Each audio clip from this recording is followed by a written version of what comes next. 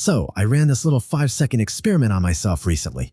It came right after a pretty spectacular failure, and honestly, it showed me something I was not expecting to see at all. Let's get into it. 7 hours and 36 minutes. That number? That's how long my last attempt at using pure willpower to change a habit actually lasted. After that, the whole thing just collapsed. And that failure hammered home a really important lesson.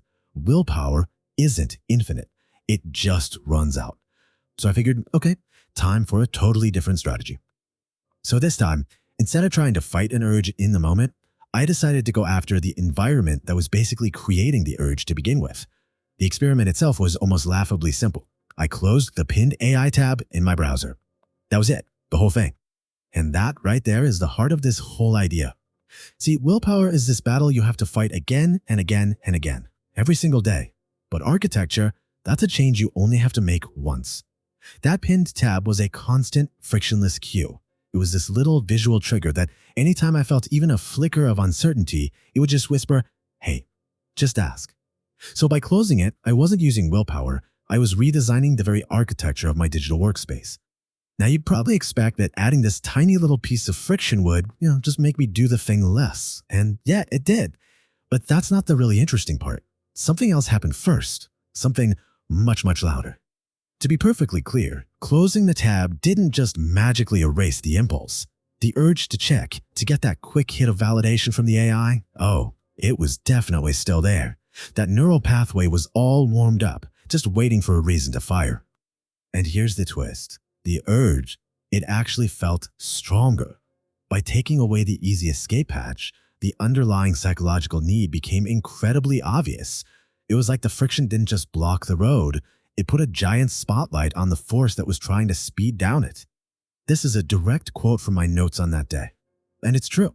For the very first time, I wasn't just noticing a habit. I was feeling the raw, unfiltered need behind it. That desperate need for relief from the simple discomfort of not knowing. The friction made the invisible totally visible. So how did this little trick actually work? Well, it's a pretty simple 3-step mechanism. First, closing the tab got rid of the constant visual cue. Simple enough. Second, having to manually type in the URL created this little 3 to 5 second delay.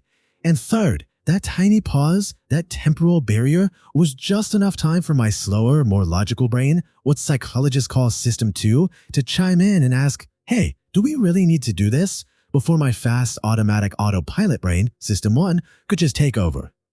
And what's wild is that this little personal experiment of mine, it plugs directly into decades of research and behavioral science. This isn't just some random life hack. It's a well-understood principle of how our brains make decisions. I mean, this is the classic story of Ulysses, right? He knew, for a fact, that he would be powerless against the siren's song. So he didn't try to build more willpower, no.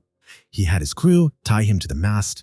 He redesigned his environment to protect his future, weaker self from a predictable failure. That is choice architecture.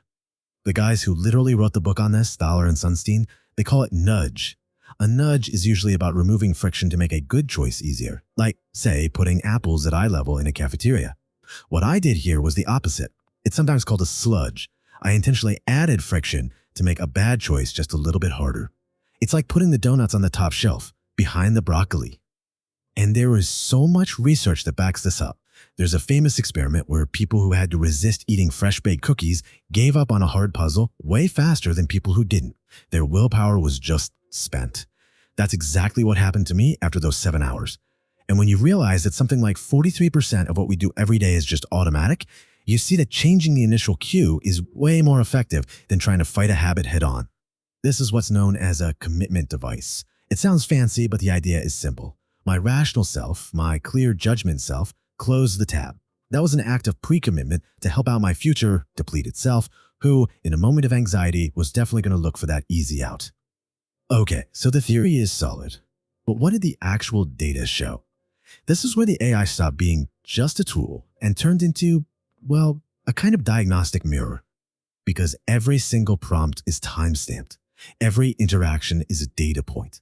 The log of my AI chats wasn't just a record of my work anymore. It was a perfect, objective record of my own avoidance. It showed me in black and white exactly what I was running from.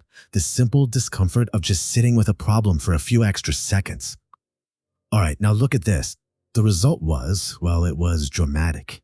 On the left, you've got my average daily queries when the tab was pinned, total frictionless access.